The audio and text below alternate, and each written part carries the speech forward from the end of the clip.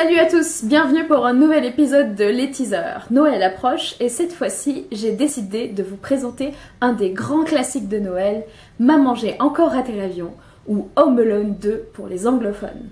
Dans ce film, tous les ingrédients sont présents pour nous séduire. Un acteur principal avec une bouille malicieuse et mignonne, une histoire attachante et émouvante, des gags pleins d'humour et une bande-son magique. Mais surtout, ce film présente un désir naturel qui nous touche tous. Faire ce que je veux, où je veux. Qui n'a jamais rêvé d'être libre de toute contrainte, riche et respecté? C'est ce que va vivre le héros de notre film, Kevin. C'est parti pour le teaser. Home Alone, c'est l'histoire de Kevin McAllister, le petit dernier d'une fratrie américaine.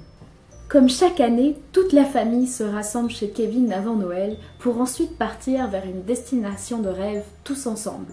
Mais voilà, ce n'est pas sans compter les disputes que Kevin aura avec son frère et ses cousins. Il se sent comme le vilain petit canard et en vient même à détester sa propre vie et à souhaiter jouir des bienfaits de la vie tout seul. Gare aux souhaits qu'on peut faire dans un film de Noël. Ni une ni deux, Kevin loupe son avion et se retrouve seul à New York pour Noël avec le portefeuille de son père. Imaginez, l'aventure commence pour Kevin, enfin la liberté. Voilà pour le teaser. Si vous n'avez pas encore vu Maman j'ai encore raté l'avion, il est temps d'aller voir le film avant d'aller plus loin. J'ai beaucoup aimé Maman j'ai encore raté l'avion, non seulement parce qu'il m'a fait pleurer d'émotion, mais aussi parce qu'il pose des questions intéressantes, telles que la liberté rend-elle heureux, ou est-il mieux d'être seul, ou bien notre besoin de relation est-il indispensable? Alors voyons cela, nous allons étudier ces questions à travers 3 situations de ce film. Tout d'abord, le rejet et la fuite de Kevin, ensuite la discussion avec la dame aux oiseaux, et enfin l'attitude de Kevin pour se racheter. Le rejet et la fuite de Kevin. Il est intéressant de noter que dans cette histoire, ce n'est pas juste Kevin qui rejette sa famille, mais aussi sa famille qui ne fait pas attention à lui. Tout le monde se moque de lui crie dessus, et même son frère Buzz le ridiculise à la chorale de Noël. Kevin se sent seul et non compris. Il essaie de se défendre, mais en vain, personne ne le croit. S'ensuit une petite discussion avec sa mère dans le grenier. Il rejette à son tour sa famille et sa vie. « Si j'avais mon fric à moi, je partirais en vacances tout seul », dit-il pour conclure la conversation. Sa mère est blessée et n'en revient pas. Kevin n'a pas retenu la leçon de l'année passée? Que dire de cette attitude? Kevin, au fond de lui, aimerait être vu et entendu. Il aimerait être aimé comme il le mérite, n'est-ce pas? Et tout le monde le sait, il vaut mieux être seul que mal accompagné. Le vœu de Kevin est réalisé. À l'aéroport, son chemin se sépare de celui de sa famille. Il se perd et prend l'avion pour New York. Arrivé là-bas, il est aux anges. Il va pouvoir profiter de la vie. Il se retrouve comme un grand dans cette grande ville de New York. Il va s'éclater et en profiter. Plus personne pour s'occuper de lui et le déranger. Direction, le Grand Plaza Hotel. Petite anecdote, si vous êtes attentif à l'arrivée de Kevin dans l'hôtel, vous reconnaîtrez un certain président, star de la télévision aux US à l'époque. Kevin va avoir la belle vie. Il profite à fond de la suite luxueuse du mini-bar à bonbons et de la piscine. Il mange de la glace et des gâteaux à volonté, sans compter la visite du magasin de jouets Duncan, le rêve d'un petit garçon de 8 ans. Mais les choses se compliquent. Il se fait rapidement démasquer et chasser de l'hôtel. Il est désormais seul dans cette jungle qu'est New York. Quelle angoisse! Le rêve se brise. Le rejet et la fuite de Kevin n'ont mené à rien. Être seul, ce n'est quand même pas évident. C'est alors que Kevin fait la rencontre d'un personnage aux premiers abords repoussant, mais surtout touchant, la dame aux oiseaux. Au début, Kevin a peur, mais petit à petit, il l'apprécie. Kevin n'est plus seul à New York. Il peut partager quelques moments avec sa nouvelle amie. S'ensuit une discussion avec la dame aux oiseaux à l'opéra.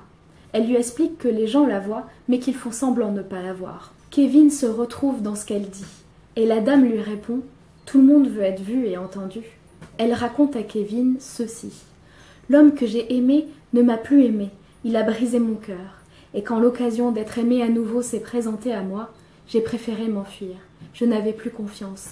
J'ai peur que si je fais confiance à nouveau à quelqu'un, mon cœur se brise encore. » C'est surprenant, mais Kevin aussi est très sage. Il décide de la conseiller et il utilise l'image des patins à roulettes qu'il n'a jamais utilisées de peur de les abîmer. Et il lui répond « Si vous n'utilisez pas votre cœur, qu'est-ce que ça peut faire qu'il soit brisé ? Un jour, vous ne pourrez plus l'utiliser. Au final, ce que lui propose Kevin, c'est de ne pas laisser son cœur fermé, et que même si ça fait mal, revenir et retenter l'expérience des relations, ça se tente, puisque notre cœur est fait pour cela. À travers cette histoire, on voit le besoin criant de relations. Il n'est pas bon que l'homme soit seul.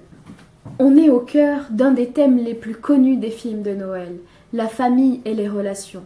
Noël, c'est aussi ça. Mais est-ce aussi facile que cela de revenir vers ceux que l'on aime et de rétablir la relation? C'est ce que Kevin essaie de faire dans la suite de l'histoire. Pour lui, réparer les choses le ramènerait peut-être dans son ancienne situation. Mais surtout, Kevin ressent le besoin de se racheter. C'est suite à une discussion intéressante avec la dame aux oiseaux que lui vient cette idée. Écoutons cet extrait. So what are you doing running around the streets on Christmas Eve on your own? Did you get into trouble? Yeah, You've done something wrong. a lot of things. Did you know that a good deed erases a bad deed? It's getting pretty late. I don't know if I'll have enough time to do all the good deeds I need to erase all the bad ones I did. But it's Christmas Eve. Good deeds count for extra tonight. They do? Of course they do. So what you must do now is you must think of the most important thing that you can do for others and go and do it. Une bonne action en effacerait-elle une mauvaise?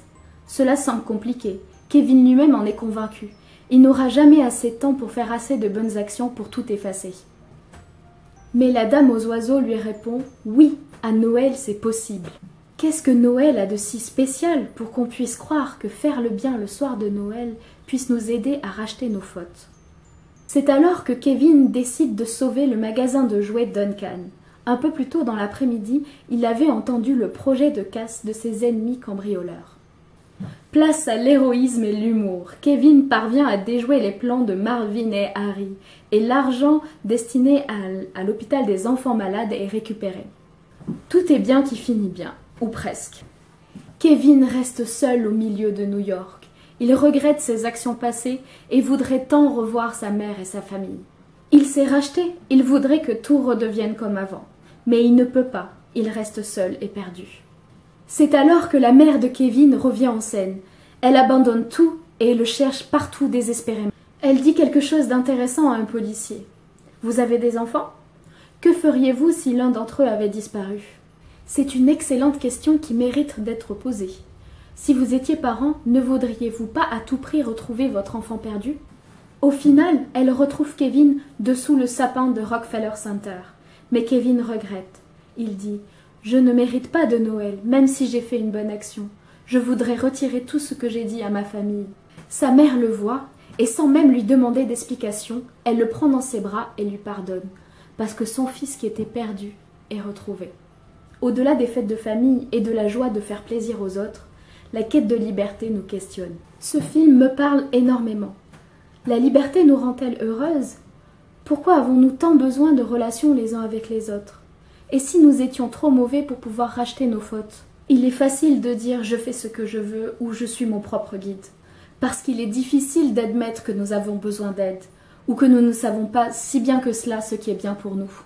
Quand nous regardons à « Maman, j'ai encore raté l'avion », il est facile d'admettre que Kevin ne peut pas être seul et qu'il a besoin de sa famille, parce qu'il est petit et sans défense. Et si au final, nous avions aussi besoin d'aide? Et si notre besoin de relation nous poussait à chercher plus loin, à rechercher le père que nous avons tous perdu? Et si la réconciliation était possible? Alors posons-nous la question, comment retrouver la vraie liberté, le chemin vers la maison? La réponse sera-t-elle « je n'ai pas envie » ou sera-t-elle tout autre?